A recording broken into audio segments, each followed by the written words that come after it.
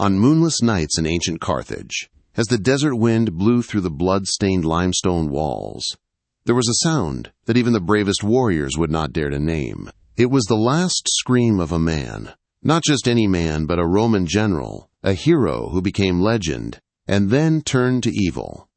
Marcus Atilius Regulus, once a name that stirred the hearts of thousands of Carthaginian warriors, once a symbol of Roman honor.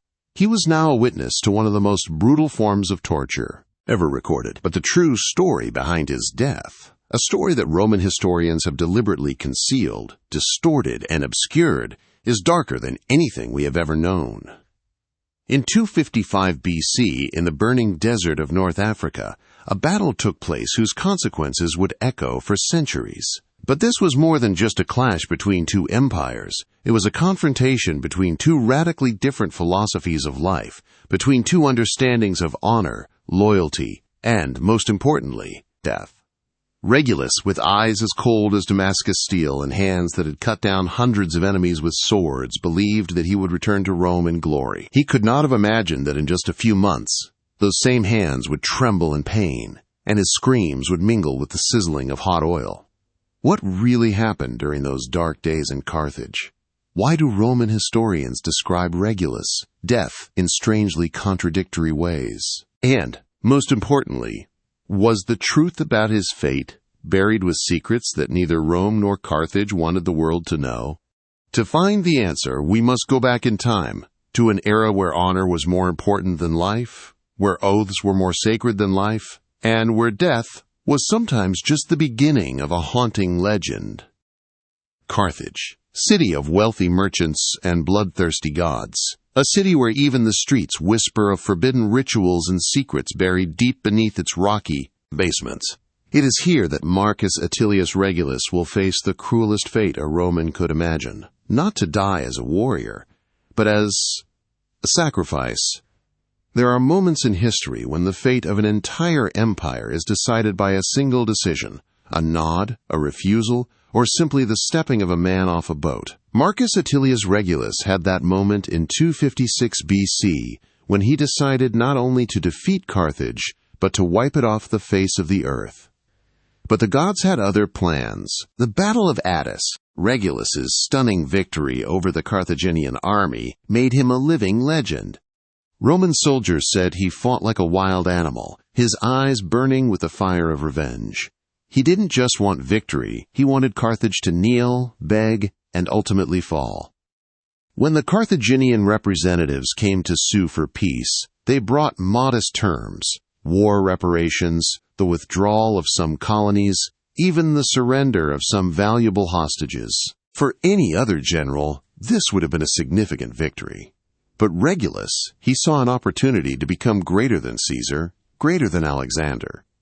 "No," he replied in a voice as cold as the icy winter nights of the Alps. "Carthage must become the slave of Rome. Every citizen must depart, leaving only the poorest. Your fleet must be burned, and you," he paused, his gaze sweeping over the pale faces of the envoys, "you must bow to Rome once a year like dogs." Silence. Even the air seemed to stop moving. The Carthaginian envoys stood there, unable to believe what they had just heard. Then one of them, an old man with eyes as deep as ancient wells, laughed. It was not a laugh, but a haunting one. "General Regulus," he said in fluent Latin, but with a tone that made the listener shiver, "do you know the story of Moloch?" Moloch, the bloodthirsty Carthaginian god who demanded the most brutal of living sacrifices. Regulus had heard of the horrific rituals, of children burned alive, of warriors buried alive in the hot sand.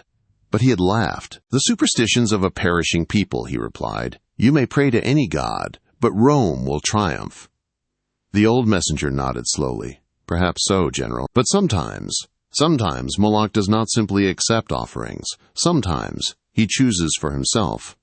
And with that, they departed. But before they left the tent, the last messenger, a woman whose face was covered, turned and whispered a phrase in ancient Phoenician. Later interpreters would never be able to translate it accurately, but nearby Roman soldiers said it sounded like the rattling of a cobra. Regulus ignored that warning. It was the last and most serious mistake of his life, because in the next few months, An event no one could have predicted would occur, and Marcus Atilius Regulus would discover that there were things in this world more terrible than death. Xanthippus is coming. On cold desert nights, as the wind blows through the ruins of ancient battles, one can still hear the sound of horses' hooves. Not the majestic hooves of Roman war horses, but the cold, metallic sound of Greek chariots, and their driver is the man who will turn Marcus Atilius Regulus from a victorious general into a helpless prisoner. Xanthippus, a name that even today's scholars only mention in old, forgotten books, but in 255 BC, it shook the Mediterranean. A Spartan general, an exile who sold his life to the highest bidder, a genius tactician whose fate had brought him into the hands of Carthage's most desperate men.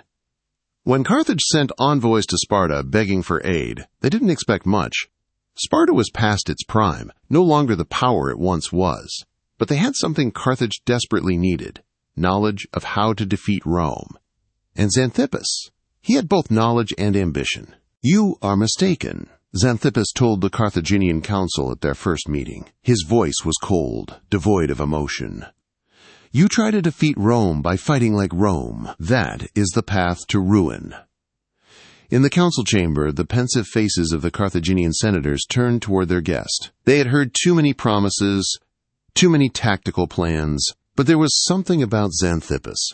Perhaps the way he looked them straight in the eye without blinking, or the way he spoke of war as if it were a game of chess, that made them listen. "Regulus was a good general," Xanthippus continued, "but he had one weakness. He thought that his victory at Attis meant he understood everything about Carthage. He was wrong. He understood nothing of the desert, of the sand, of how this land could swallow up an entire legion." And then Xanthippus laid out his plan. A plan so brutal that even the Carthaginians, a people who burned children alive as sacrifices to their gods, shuddered. He would not just defeat Regulus, he would turn the war into a play, with Regulus as the main actor in a tragedy whose only spectators would be the corpses. March 255 BC, on the Bagradus plain. The heat was like an oven, the sand was flying, and the air was heavy with the smell of metal and sweat. Regulus, with 15,000 elite Roman warriors, believed he could repeat the success of Attis. He was wrong. Xanthippus did not attack in the way the Romans expected. Instead, he used 100 war elephants, monsters the Romans had never seen in such numbers, as a living wall. Behind them, Greek chariots moved like deathly wraiths, while Numidian cavalry attacked from the flanks with terrifying speed. In 3 hours, the once invincible Roman legion was crushed. This was not just defeat, it was slaughter. Blood stained the desert sand, and the screams of the Romans mixed with the roars of the war elephants to create a hellish symphony. Regulus, with his armor torn and his sword broken, fought to the end. But as a Carthaginian spear pierced his shoulder, and as Numidian warriors dragged him from his horse, he realized a horrifying truth. He had not only failed, he had become a prisoner, and in Carthage, Roman prisoners had a special fate. A fate that even the worst nightmares could not imagine. There are places in the world where the sunlight never reaches, not because they lie so deep underground, but because the darkness is so deep, so ancient, that even the light falters. The underground prisons of Carthage were such places. And Marcus Atilius Regulus, who had strutted through the splendor of Roman palaces, now crawled across the cold stone floors of hell on earth. But the most terrifying thing was not the darkness or the bone-chilling cold. The most terrifying thing was the sound, or rather, the eerie silence. Because in this prison, there were no screams, no cries, only the rasping breaths of those who had forgotten they were once human, and the dripping of water somewhere in the darkness, a monotone countdown to doom. Regulus was kept in a special room, not because he was favored, but because the Carthaginians had plans for him. This room had once been a shrine to an ancient god whose name even the Carthaginians no longer remembered. The walls were carved with ancient Phoenician symbols, and in the flickering light of the single torch they looked like staring eyes. 3 months. 3 months in that room, with only 1 meal a day, usually stale bread and fishy-smelling water. 3 months of nightmares of the final battle, of Roman soldiers calling his name from the dead, 3 months with only one thought. Why are they keeping him alive? The answer came one morning when footsteps echoed through the hallway. Not the rough footsteps of the guards Regulus was used to. It was the sound of silver-wrapped leather sandals, of metal bracelets clanking against each other. The sound of power.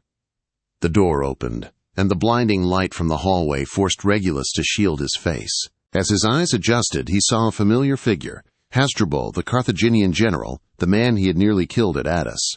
But he was not alone. Beside him was a woman. No, it was not right to call her a woman. She was an embodiment of ancient power, of the rituals Rome had tried to forget. She was tall, thin as a shadow, with long black hair braided in intricate braids, studded with tiny gold beads. But the most terrifying thing was her eyes. They had no whites. They were black as bottomless wells. General Regulus, Hasdrubal said in slow Latin, each word carefully enunciated, "I present Tanita Astarte, High Priestess of Moloch." He paused, a cold smile on his lips. "She has long awaited this meeting." The priestess advanced on Regulus, each step a death drum. When she spoke, her voice was like wind blowing through ancient stone. "Marcus Attilius Regulus, he who refused our gift of peace, he who sought to enslave the people of Carthage." She stopped a foot away. "Do you know that Moloch never forgets?" Regulus, exhausted and emaciated, struggled to stand up straight. "I am a Roman citizen. I demand to be treated according to the laws of war." The priestess laughed, a laugh without any sound. It was a gesture, but it was enough to chill the blood in her veins. "The laws of war?" she whispered. "Do you think there are any laws that apply to one who has offended the gods? No, General Regulus. You will not die by the laws of men. You will die by the will of Moloch." And then she spoke a phrase in ancient Phoenician, a dry, eerie sound, like the grinding of bones. Regulus did not understand the meaning, but his body responded instinctively. Cold sweat ran down his back, his heart pounded, and a sense of dread rose from the depths of his soul. Because in that sound he heard his fate. And it was worse than death. In the oldest Roman documents, there is a detail that modern historians often ignore or explain away. Marcus Attilius Regulus was released to Rome, not as a simple prisoner exchange, not for ransom. He was released to carry out a specific mission. But the question that no one dares to ask is, why did Carthage trust that a Roman general would do what they asked? The answer lies in what happened in that dark room after the priestess Tanita Astarte uttered the curse in ancient Phoenician. "You wish to know your fate?" she said, her voice like a cobra. "I will show you." From the darkness, 2 giant slaves appeared, carrying a large bronze basin. As soon as they set it down, a terrible smell rose up, molten metal mixed with something else. Something Regulus couldn't identify, but his instincts were fiercely opposed to it. "This is the Tophet," Tanita Astarte explained, gesturing to the basin, where impure souls are cleansed by the sacred fire of Moloch. "But for you, we have a special way." She gave a signal, and another slave brought in a small ceramic jar. When the lid was removed, a thick, shiny coppery liquid poured out. But this was no ordinary copper.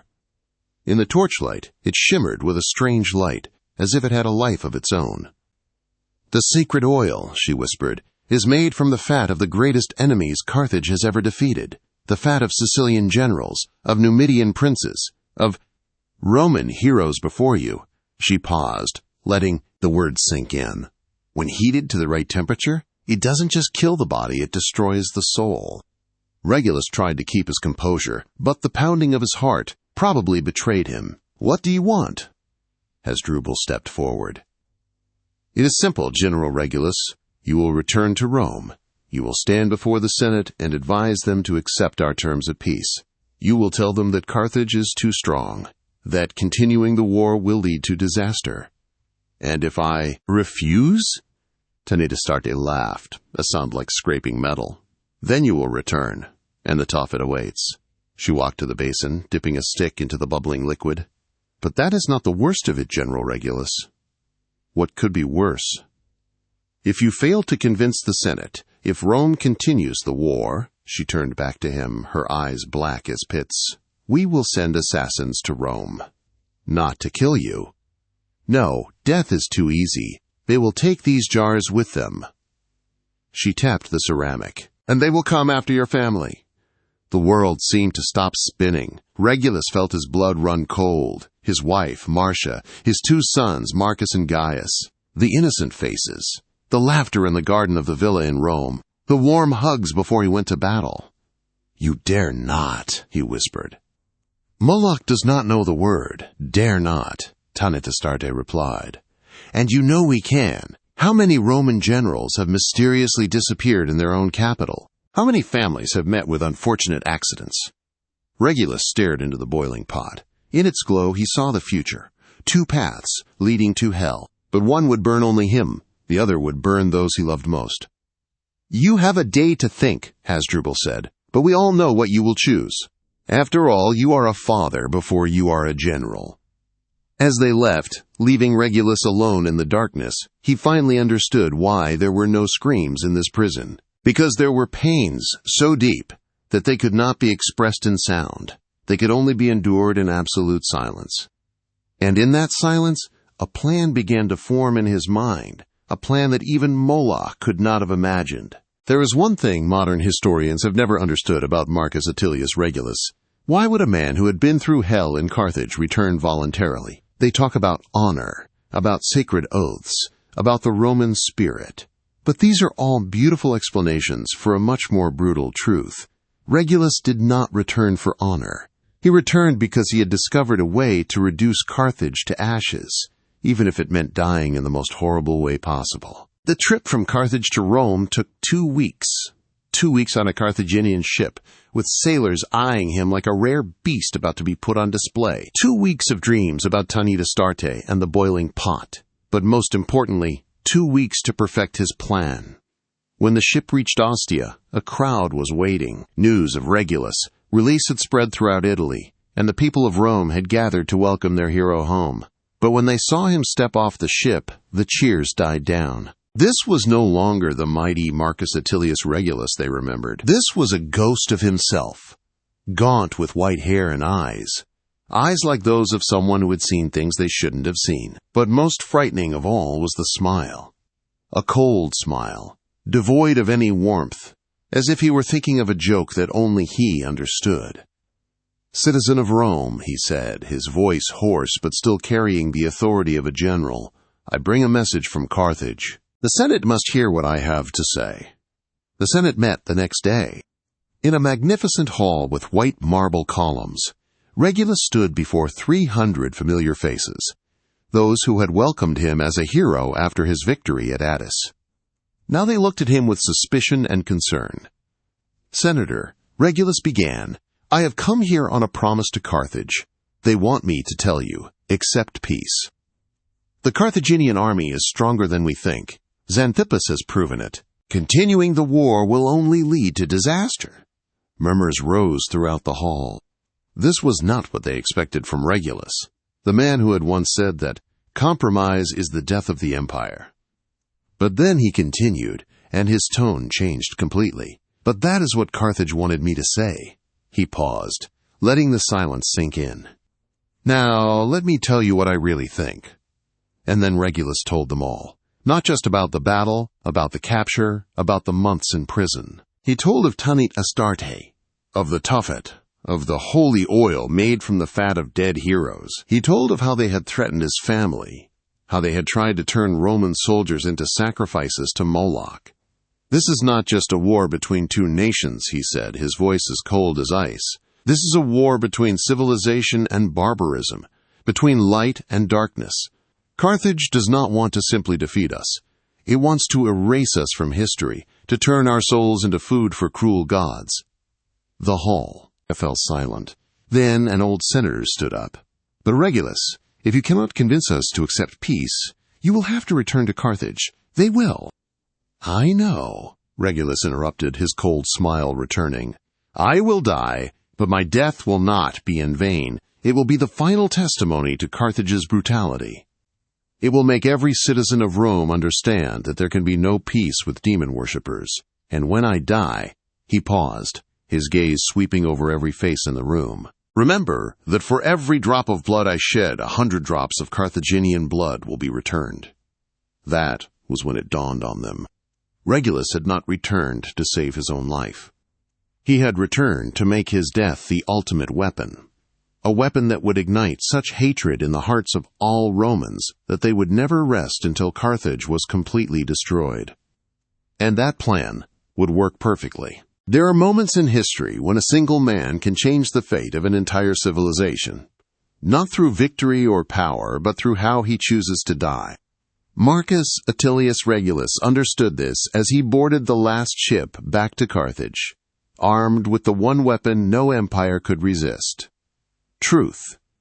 The night before his departure, he spent his last hours with his family. His wife, Marcia, cried until she had no more tears left. His 2 sons, Marcus and Gaius, were young, but knew that this was the last time they would see their father.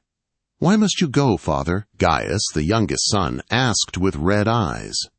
Regulus knelt down, placing his hand on his son's shoulder. "My son, there are times when a man must choose between living as a coward or dying as a hero. I have chosen.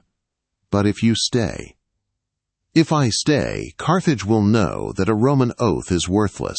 They will grow bolder, and one day you will have to fight a much stronger enemy." He hugged his son tightly. "But when I die, the Roman oath will become something the world must respect." Marcia tried to stop him until the last minute. "Marcus, I beg you. The Senate can find another way. It can pay a ransom. It can—" "No," he took his wife's hand. "Don't you understand? This is no longer about me. This is about the future of Rome. About the future of our children. My death will awaken something in the heart of every Roman. A fire of hatred that will burn until Carthage is reduced to ashes."